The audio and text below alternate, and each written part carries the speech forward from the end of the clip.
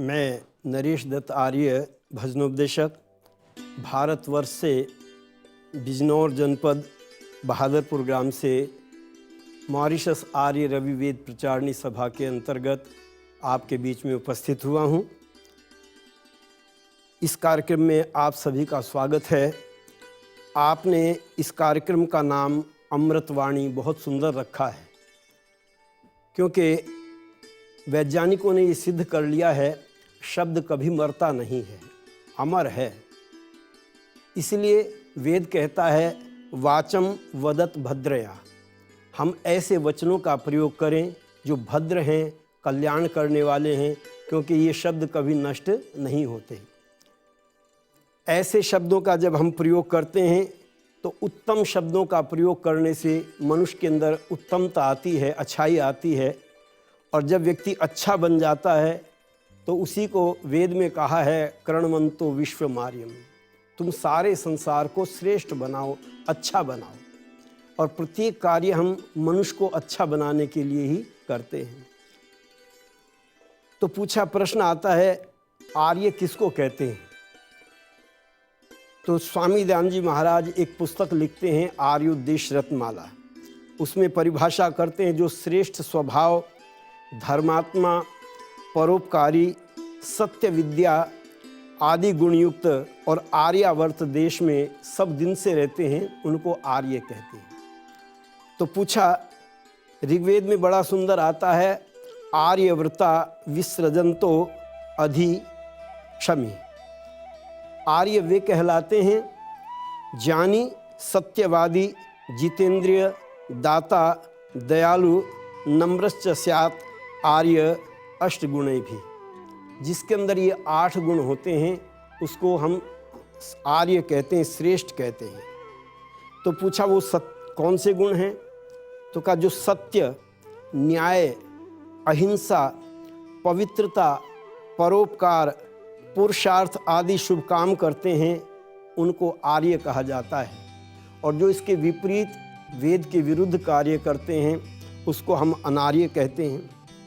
इसलिए संसार को आर्य बनाने के लिए, संसार में उत्तम गुणों को मनुष्य के जीवन में लाने के लिए एक संगठन बनाया और उसका नाम रखा आर्य समाज। महर्षि दयानंद ने आर्य समाज के 10 नियम लिखे। तो इसमें सबसे पहले कहा सत्य, सत्य के ग्रहण करने और असत्य के छोड़ने में सर्वदा उद्यत रहना चाहिए। जो व्यक्ति अपने जीवन में सत्याचरण करता है, यह आर्य का पहला लक्षण है, पहला गुण है। दूसरा है न्याय। जब व्यक्ति अन्याय करता है तो वह अधर्म करता है, और जब वह न्याय करता है तो वह धर्मात्मा होता है। इसलिए ऋषि लिखते हैं पक्षपात रहित न्याय का नाम ही धर्म है। तीसरा गुण होता है अहिंसा, क्योंकि ऋषि लिखते हैं सबसे प्रीतिपूर्वक, धर्मानुसार और यथा योग बरतना चाहिए। हम प्रेम करेंगे तो एक दूसरे के प्रति हिंसा की भावना नहीं आती, और यदि प्रेम से नहीं रहते तो अब एक दूसरे के प्रति द्वेष पैदा होता है, और द्वेष के कारण ही व्यक्ति हिंसक हो जाता है, एक दूसरे को मारना शुरू कर देता है। कहा कि तुम अहिंसा को जीवन में धारण करते हुए अपने जीवन में पवित्रता लाने का प्रयत्न करना। हमारे जीवन में पवित्रता का गुण हो, और पवित्रता को करने के लिए सब काम धर्मानुसार अर्थात सत्य और असत्य को विचार करके करने चाहिए। जब व्यक्ति सत्य असत्य को विचारता है, चिंतन करता है, तो वह जो पवित्र कार्य है उनको करना प्रारंभ कर देता है, और जो अपवित्र कार्य हैं उनको छोड़ना प्रारंभ कर देता है। और जब व्यक्ति के जीवन में पवित्रता आ जाती है तो 5वां गुण उसके जीवन में आता है परोपकार। वह संसार का उपकार करना प्रारंभ करता है।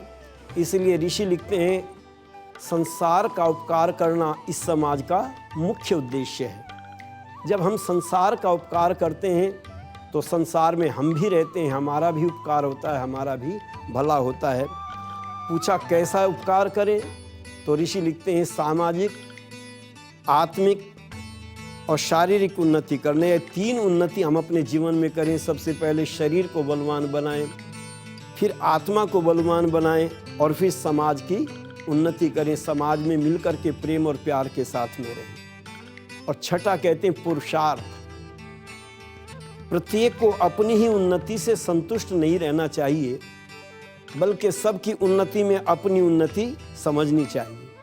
हम इतना पुरुषार्थ करें, इतना परिश्रम करें कि हम अपनी भी उन्नति करें और अपनी उन्नति करने के पश्चात हम दूसरों की उन्नति करने के लिए भी तैयार रहें। तो पता चलता है व्यक्ति निकम्मा, निठल्ला, आलसी, प्रमादी न बने।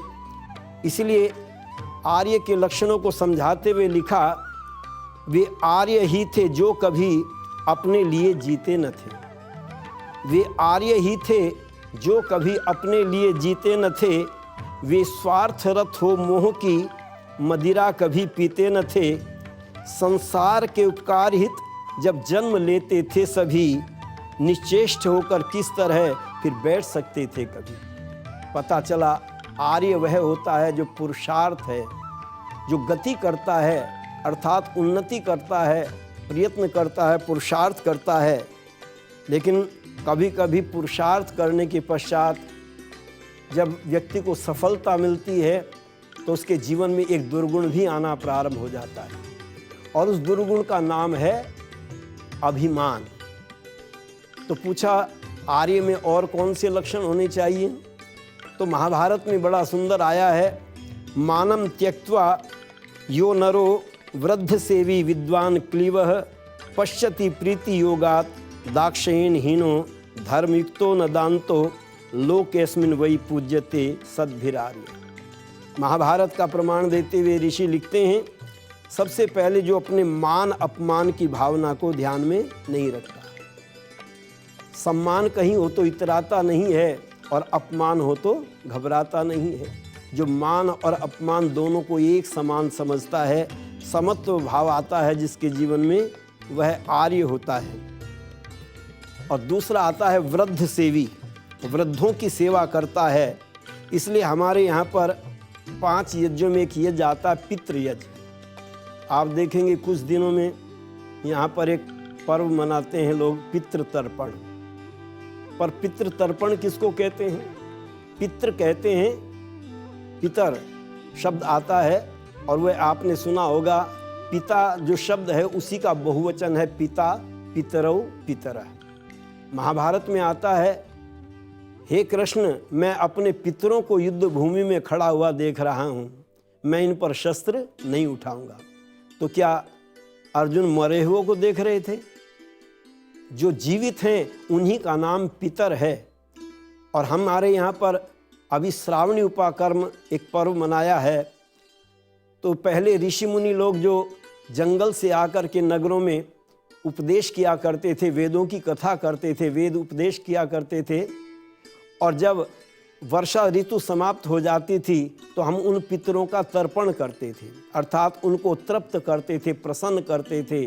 जो उनके आवश्यकता की चीज़ें थी उनको देते थे, उत्तम भोजन कराते थे और उत्तम वस्त्र दे करके उनको आवश्यकता की जो सामग्री चाहिए वो दे करके उनको विदा करते थे।